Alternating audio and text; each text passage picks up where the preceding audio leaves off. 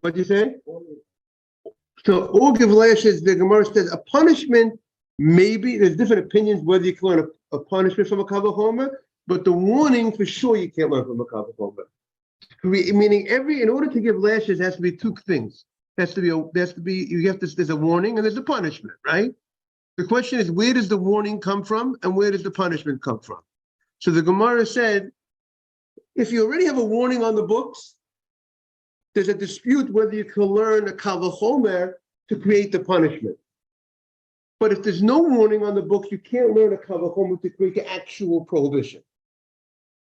Is that clear, Dr. Navid? For instance, Torah says you can't eat pork. That's the prohibition. Now, the Torah needs to teach us somewhere else, what is the punishment for eating pork? If the Torah doesn't teach us anything about the punishment for eating pork, now the question is, can I learn the punishment for eating pork from a Kal Vachomer? That's a matter of dispute. But if the Torah will not anywhere tell us you can't eat pork, we can't create that prohibition, not let eat pork from a Kal Vachomer. That meaning the prohibition itself. Morning, Jaime. Morning, Rabbi. Morning. The prohibition itself, we said you can't learn from a Kal Vachomer. Okay, that's what we said. Yes, Jaime. We're back to 17b, towards the bottom of the page. 17b 3 in the art scroll.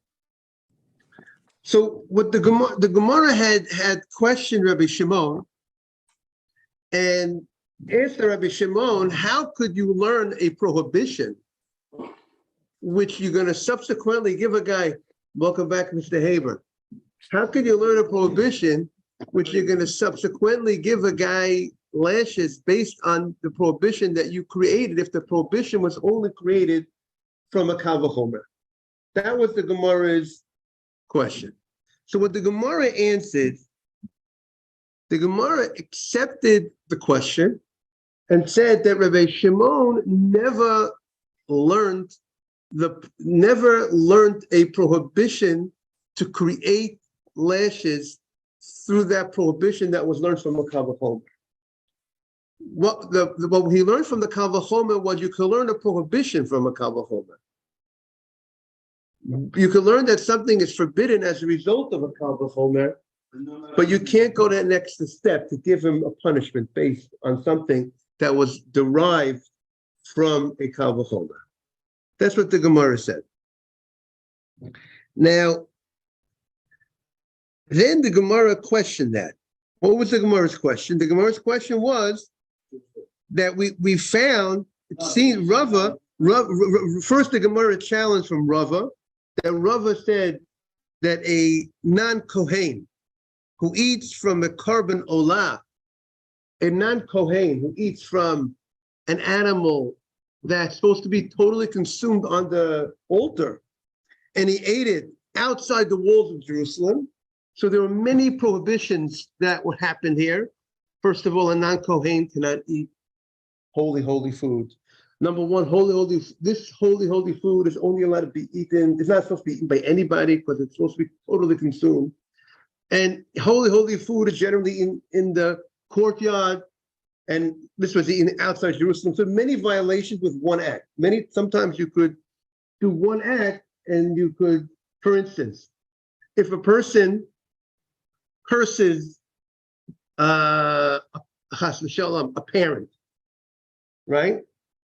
So in one act, multiple sins are being violated. The Torah says you're not allowed to curse your parent. The Torah says you have to, there's a mitzvah that says you have to honor your parent. So in one act, the Torah says you have to love your fellow man like yourself. So one disgraceful comment to one cursing one's parents, in one act, we could give him in many tickets, Mr. Haber, right? Like the cop could give many tickets for doing certain, you did one act, he'll figure out that you were speeding without the seatbelt and without this. There's many violations of this one act. So here, this one act of cursing a relative, a parent, there are many violations. that occur, that you violate many different prohibitions in the Torah many mitzvot in the Torah can be violated through one act. So that's what the Gemara says. It's one act of the non-Kohen eating from this animal that's supposed to not be eaten at all, and eating it outside the courtyard or outside of Jerusalem. Many violations of the Torah, the Gemara says, he's violated. But those violations, many of those are learned from a Kal V'chomer. And how could you give a guy lashes from violations that are written from a Kal V'chomer? Meaning there's no pasuk in the Torah that says specifically about a Yisrael eating from a korban olah outside of Jerusalem. We learn it from a Kal V'chomer, meaning on the books there's no such violation of a Yisrael eating the korban olah outside of Jerusalem. But we're going to learn that from a Kal V'chomer. So, but the question is, but you can't give lashes from the Kal V'chomer. So how could he say there's 5 sets of lashes? So the Gemara says he doesn't mean 5 sets of lashes. He means there's 5 violations. There's violations. 5 Torah principles of 5 were violated, and there's no fix and there's no punishment from the court down here. Just you did a violation, and now you need to do tshuva. You need to do repentance for those 5 violations that occurred. Mr. Haber, am I being clear? Folks, okay. Now the Gemara shoots back. V'hanan tanan elahin halokin. The last line on the page. Now, the way Tosfot, I'm going to explain the Gemara. This is it's not a simple Gemara. It's a little bit more challenging Gemara, how to understand this Gemara.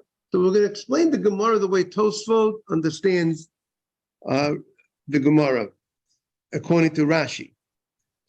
The Gemara, we are now on the last line on 17b. For Hanan Tanan, we learned in our Mishnah, Elahein Halokin. We learned in our Mishnah, the name of this chapter, this parak, is these are the ones that get lashes. Right? Our parak is discussing lashes. So the Gemara's question is, we see we're actually giving the guy lashes for this thing, which seems that Reb Shimon learned from a Kal V'chomer.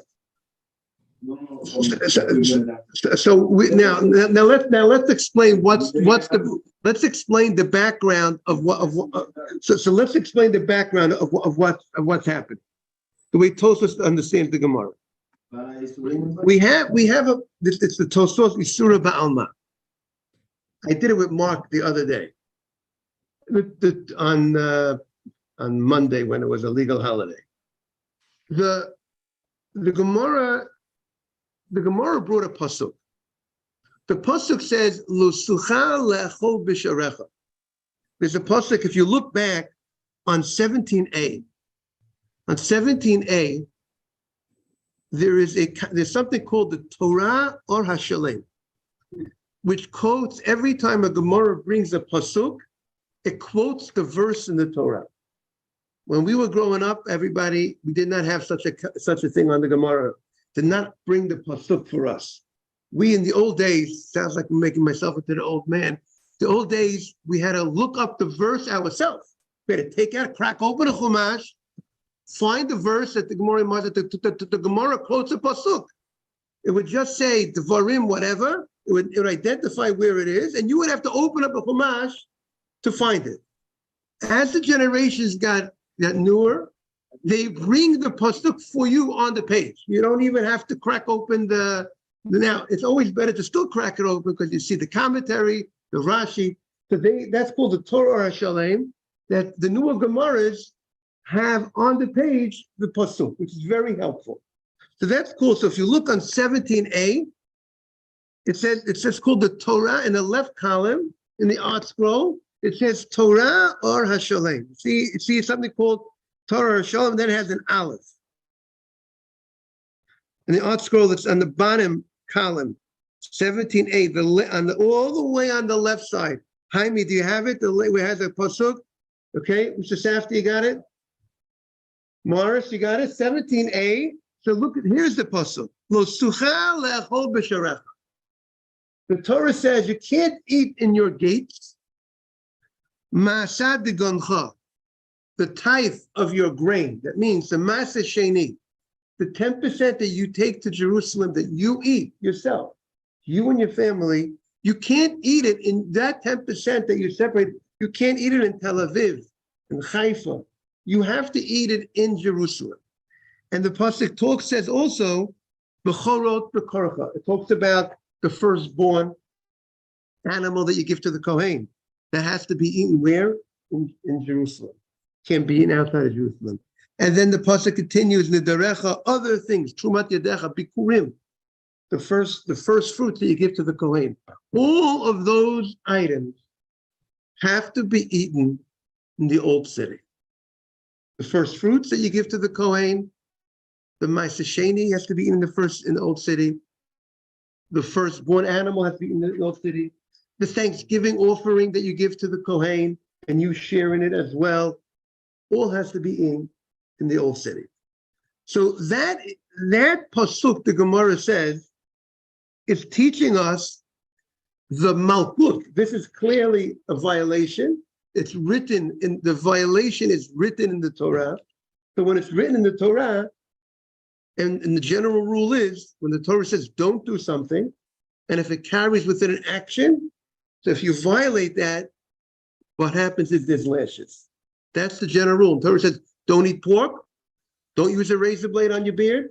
You do any of those things, the common punishment for those type of things is lashes, unless the Torah tells us otherwise. Sometimes the Torah says it's karet, don't eat chametz. The Torah says it's karet, it's cut off from the next world for eating chametz intention of Pesach. But the general punishment is lashes for those things the Torah says don't do. 207 times there's lashes. There's 365 don'ts of the Torah, and 207 of the 365 carry with the lashes. Others don't carry with it any punishment. Others carry with higher level punishment. That's the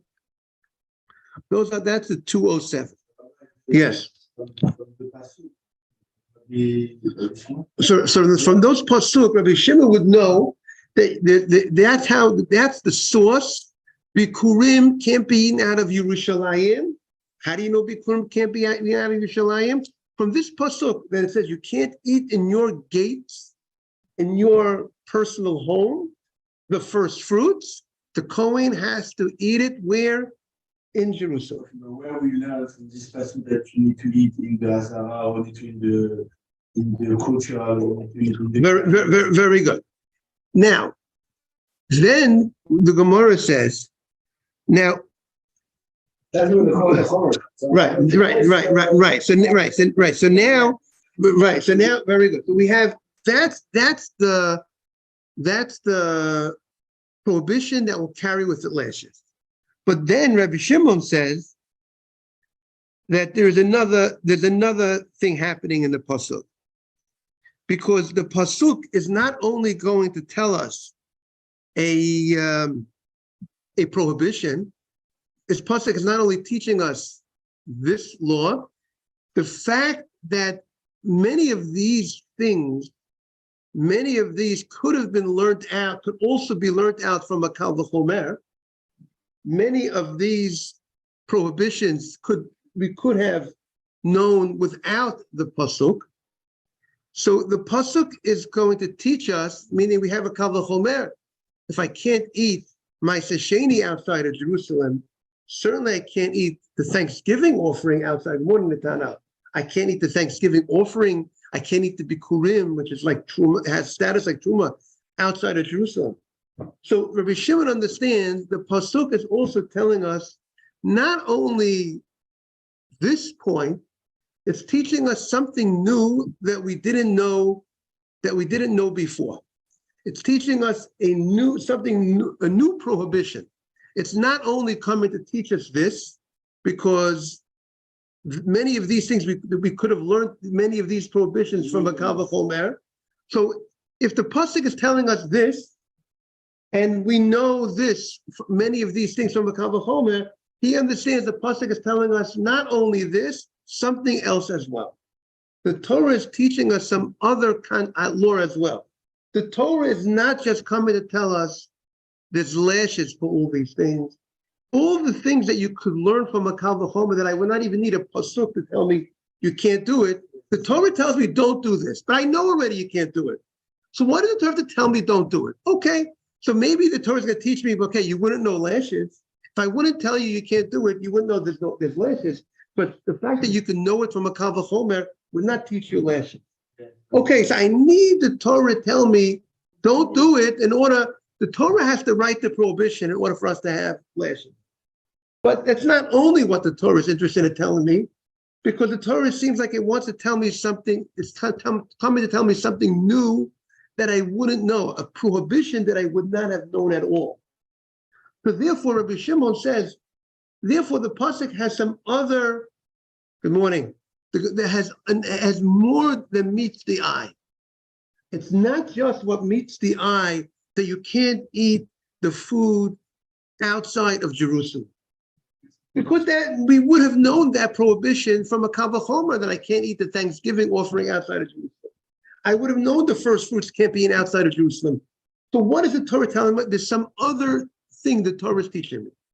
So Rav Shimon comes up with all different other things the Torah wants to teach me. So we're going to focus on what he said regarding Bikurim. What did Rav Shimon say by Bikurim? He says that the Torah is coming to teach me by telling, when the Torah writes, you can't eat in your gates the first fruits. You can't eat in Tel Aviv the first fruits. You know what the Torah is teaching me? Okay, it's teaching me there is a prohibition eating the first fruits outside of Jerusalem, and there'll be lashes. But it's also telling me something else, because I would have known that prohibition without the Torah writing. I would have known it from a Kal V'chomer. So what is it? I might not have known lashes. Okay, so you're teaching me lashes, but you're teaching me also a prohibition. So what prohibition is it teaching me? I cannot eat the first fruits until the Kohen can't eat the first fruits in the Tanel until the person who brings the first fruits recites certain verses, certain psukim that accompany the bringing of the fruits. There's something novel. The Torah is teaching me something new that I did not know before. It's not only teaching me lashes by outside of Jerusalem. It's teaching me a prohibition. And therefore, Rabbi Shimon says, what prohibition is it teaching me? It's teaching me a prohibition that you cannot eat. There's a prohibition now based on this pasuk that is coming to teach me not only lashes, it's also teaching me some prohibition. What is that prohibition that it's teaching me? It's teaching me that I cannot go ahead and eat, the Kohen can't eat the first fruits before the recital of the verses. Okay, but it stops there. But not that there's lashes. What do you say? What are the verses? In Parshas, in Sefer Devarim, Parshas Kisavo. Parshas Kisavo, in the beginning of Parshas Kisavo, it opens up and it says, when you come to the land of Israel, you're supposed to bring the first fruits. And you make a declaration and you say, I've come to the land that God has sworn to our fathers. And you talk about we went down to Egypt. The verses that we expound in the Haggadah Shel Pesach. The Haggadah Shel Pesach, the meat and the potatoes of the Haggadah is Arame Ovid Avi, Lavan tried to destroy us. We went down to Egypt. We cried out, they made it difficult for us. We came out of it, we cried out to Hashem, and Hashem saved us, and we came to the Holy Land, and now I'm bringing my first fruits. Those are the type of verses that we make a declaration. We recognize our difficulties as a nation. We recognize our troubles, and we recognize the salvation. We talk about the troubles, talk about the salvation, appreciation, thanking for coming to the land of Israel. Those are the verses. They're stated in the beginning of Parshas Kisavo. But the Gemara's question is, okay, you don't have a source for lashes for going These are declarations. You have a mitzvah to declare these words. And if the Kohen, not only is there a mitzvah, we're going to learn out there's a positive commandment. And through the extra teaching of the verse, it's teaching us there's like in a losase. You're not allowed to eat the fruits before the recital of the psukim. It becomes sometimes there's something called an asay. The Torah tells us to do something in the positive, and sometimes the Torah tells us something in the negative. Don't do something. So not only do we have what you need to do, you need to say these psukim, but as a result of this pasuk where it says you can't eat in your gates the first fruits, we're going to say it's teaching us a don't, that you can't eat the first fruits until the recital of the verses. It becomes now a don't of the Torah. A don't of the Torah, but doesn't carry lashes. That's what the Gemara understanding, because the lashes will be for actually eating him outside of Jerusalem. That's what the Gemara is holding at this point. And the Gemara's challenge is, what do you mean? Our Mishnah states there's actually lashes. Rabbi Shimon says if a guy goes ahead, a Kohen goes ahead and he eats the first fruits before the guy says his declaration, before the guy says his thank you to Hashem. That's why I say when you give a gift to your wife, if you don't give the proper thank you, the proper words that accompany the gift, look how integral part of the gift it is to express yourself, right? We spoke about the importance of people don't express themselves, especially men don't express themselves as much as they should. Because like the Gemara says, 10 measures of speech came to the world, 9 were taken by the women. Jaime, you know that Gemara in Kedushin? 9 out of 10, 90%, the Gemara says, 9 measures out of 10 of speech were taken by who? The women. And I say the Gemara is not being negative about the women. I say the Gemara is being, because everyone has a different role in life. And I believe, look who's here, Nisan Baruch Haba, thinking about you. I believe that women's 90% is because that's what people need. That's what the children need, the mother, to speak to the child, to constantly talk to the child, constantly encourage the child, right? New mothers, right?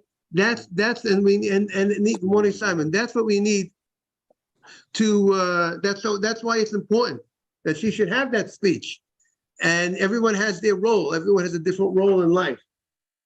The father also. Rabbi, what's the example of the wife who saved somebody from the Chet HaEgel? Yeah, we have the wife of On ben Peles saved her from the story of Korach. Korach. And the story of Korach, and she told her husband, either Moshe's going to win or Korach's going to win. You got nothing on the deal. So what are you getting into the fight? Right. So Isn't that a good example of where the wife's speech could save a husband's life? Yeah. Yes. That's a very good example. She spoke some rational. Yeah, she was very rational. 100%. Actually, she was crafty. She used wisdom against him so that she would outsmart him from not going. Correct. And she also did a very interesting thing. Good morning, Mr. Silverman. Morning, Rabbi. And good morning, Charles. Welcome, everybody. She did a very interesting thing, On ben Peles' wife. When they came, they wanted to get Korah. Before we say this, I want to mention Mr. Bitesh. What's his first name? What's Mr. Bitesh? Ralph had a hip operation yesterday, so everybody I recommend they should send him a refuah shalema. We should have a reminder that the learning should be as good, that he should get get back to his strength right away. Amen. So the story with On ben Peles is a fascinating story, because here they're in the middle of a machloket. Here the people are taking on Moshe and Aaron. The people are really being rabble rousers, as they say, trying to make a fight. But it's so fascinating that they want to come and get On ben Peles to go on their side. He was on their side to begin with. They want to pick him up. They're coming to get him to continue the fight against Moshe. So what does his wife do? The wife gives him food, drink, gets him tired, let him go to sleep. She unlocks her hair in front of the tent. She's not dressed properly because her hair is exposed. So what do the men do when the people are in the middle of making the fight? When they see she's not dressed so perfectly, her hair is not so they leave. They don't go. They don't want to stay. They don't want to wait for him. So you can have people that are that might be religious in one aspect because they're sensitive to the sensitivity of the hair being covered properly. They're not going to, and they're going to go away. The lady's not dressed the way that, but yet they're making a machloket. They're ruining the world with their with their fight. So people have to be careful. We have to be careful in everything. Sometimes people forget they're focused on one thing and they forget about the some of the other big Rabbi, the porgam is in the dot, the brain, where the break happens from the Eitz dot, and even the kings in the Beit Hamikdash that brought Pesalim into the Beit Hamikdash, they carried a Sefer Torah with them wherever they went, and they put on tefillin, Right, they worked for them the whole day. So there are many people that just they don't get it. They don't get it, like he said. Someone said in their mind. Okay. But so Rabbi, explain to Michael and Charles about the 90% of the words to the women. Yes, how we got on this. Yes, the Gemara says we're speaking here about the mitzvah of bikurim. First of all, we're giving all the men a greater appreciation of their wives. The Gemara talks about the mitzvah of bikurim. The first fruits has this mitzvah of not only bringing the first fruits to the Kohen of the 7 species of land of Israel. There's a mitzvah in the Torah that you have to express your thanks to Hashem for the first fruits. Call out. You got to scream out. You got to scream. Yeah, right, and it's not good enough. It's not good enough to just bring the first fruits. If you bring the first fruits and you don't express yourself, there is an opinion in the Gemara, if you just bring the first fruits and you didn't express your thanks and the Kohen ate from the fruits, there's actually lashes. There's actually malchut, lashes for the Kohen because he ate the fruits before the person expressed himself. That's how important and vital expressing oneself is. So I was saying, we see from the mitzvah of Bikurim the importance of expression of when you give a gift. You not only give a gift, you need to express your appreciation for a gift. And I was saying that women know how to express themselves well and men don't. Many times, men don't express themselves as not. Yes. And I said that's the nature of man compared to women. That the Gemara says there are 10 measures of speech came to the world. Women took 9 out of 10. So women being more talkative is that's the norm. But and I said the reason for that is now on the one hand it's a challenge for the women, but the more you speak, the more prone you might say something you shouldn't say, and therefore it's important for the women to learn the laws of lashon hara, just like men have to learn the laws of lashon hara. But we said that, but in fact that the woman took 9 out of 10. The purpose for that is, in my humble opinion, because women need to use the speech to build the children, and through speech they build the child. They constantly talk to the child. They spend time with the child. And I wonder if today's day and age, if women are too busy not spending time talking to their child, today's generation, and they're busy in their own gadgets, whatever they're busy on the computer, instead of focusing on the children, maybe that's why the children aren't coming out the way they're supposed to. Maybe that's why the society out there looks the way they look. Because the Shlomo HaMelech says a woman builds her house. Right. Chachmas nashim banta beita. Okay, so that's what we're up to in the Gemara. So that's what we need to appreciate when the women speak. We have to be more understanding, more patient. That's a lesson. Okay, now, but on the other hand, we need to realize it says marbet dvarim mevichet. Too much talking brings problems. So we have to I have a friend of mine who wrote a book for children called Pass the Pickles. What's Pass the Pickles? When you see a conversation headed the wrong way, you say, "Oh, could you pass the pickles?" You divert the attention be creative. Oh, we can get the pickles. They taste so delicious. You can look up Rabbi Chaim Finkelstein. I think it's called Pass the Pickles. You buy it for your house if you want. He's a very nice writer. He has a whole series of books for children. You might want to look it up, Rabbi Chaim Finkelstein. Very, very, okay. So now we're on Yud Ches Lamed Aleph. We're on 18a. So the Gemara said,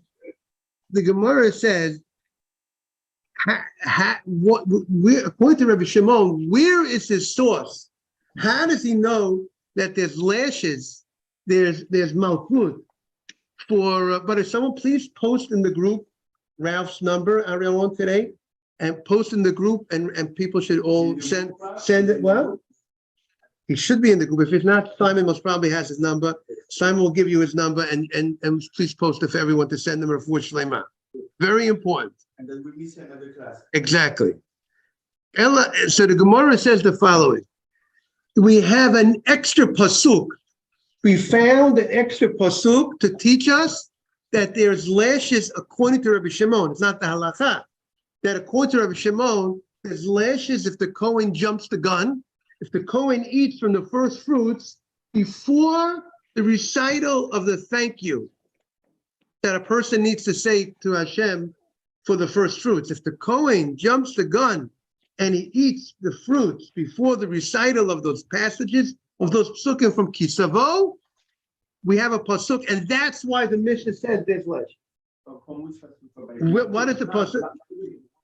Then you call out. The reciting of the blessing. So we're going to follow. ואמרת לפני אדוני. Right. That אני עובד אבי. Right. Darami Oved Avi. That's the psukim. But we need to know, where is the lo saseh? That is the positive commandment that Mr. Silverman Michael brings us. The pasuk says you need to say those verses. But there's no lashes when you violate a positive commandment. A person doesn't put on tefillin. There was a positive commandment that to put on tefillin. Every Jew, every man has to put on tefillin. If he doesn't put on tefillin, he violated a positive commandment. There's no lashes because the big sin, big time. But the Torah didn't say in the low and the don't go the day without tefillin. It didn't say it in that fashion. Also, you violate it by doing it by being inactive. So there's no lashes for such a thing. So how do we know that there's going to be lashes for eating the first fruits before the recital of the verses? So the Gemara says, Ela krayeterahu. We're now on the top of 18a. We have an extra pasuk. See, Ve'veita Sham. The pasuk says, you bring to Jerusalem, V'achalta lefnei Hashem Elokecha b'makom. Then you eat, and you eat the different things. And what does the pasuk say?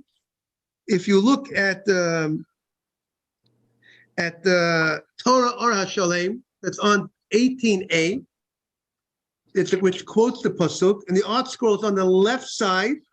Torah Or HaShalem, and the art scrolls on the left side where it quotes the pasuk. It has the pasuk.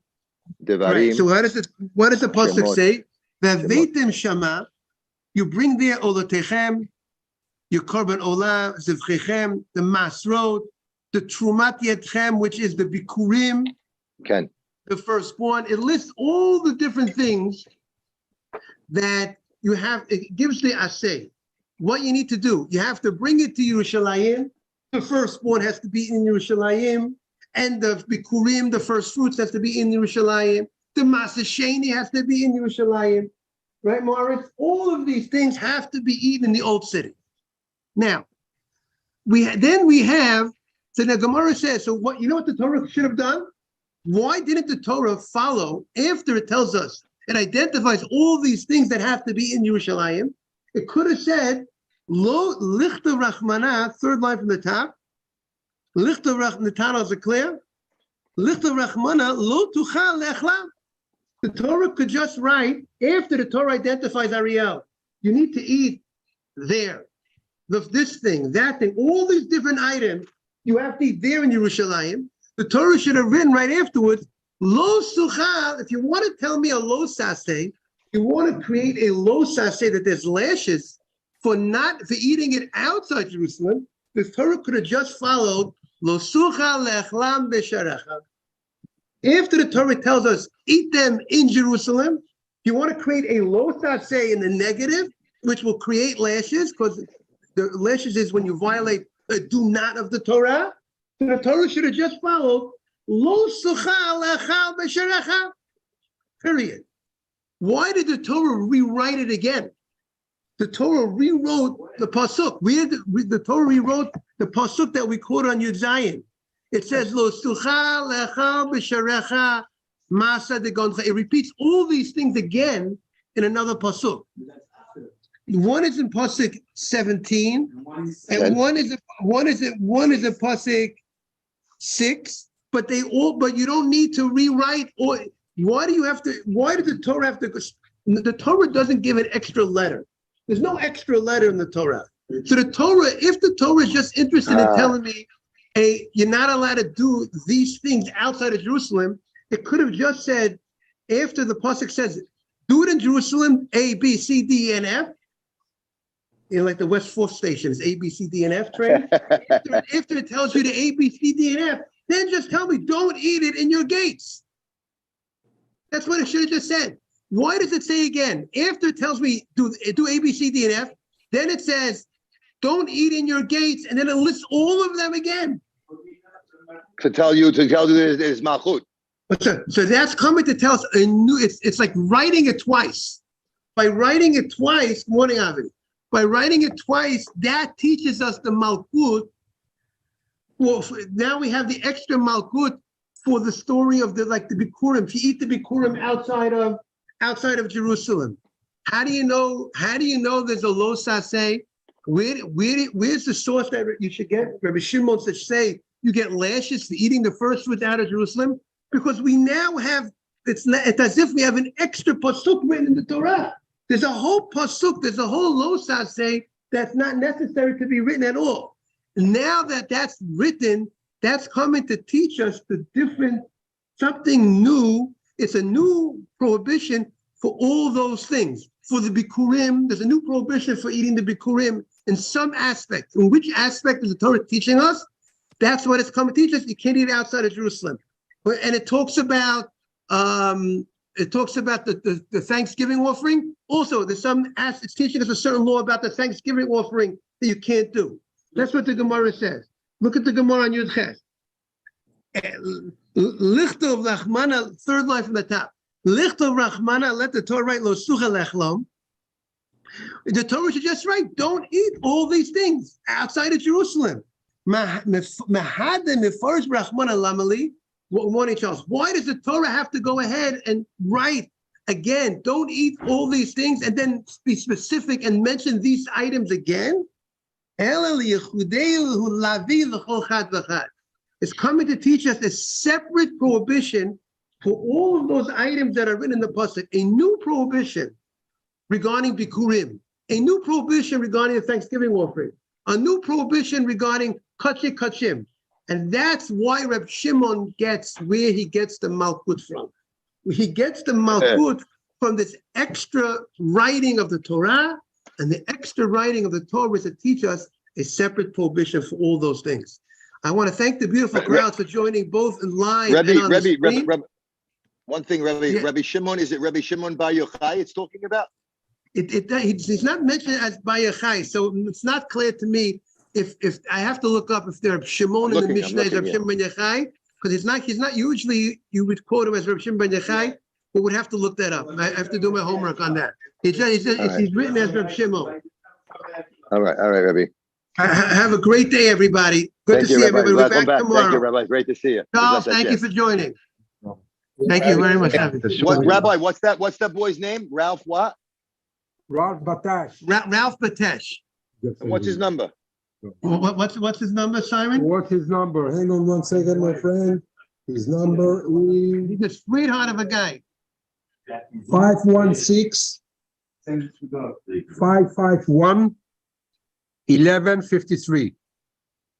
He had a hip Thank you very operation much. yesterday. Have a great day, gentlemen. Thank you. You have it?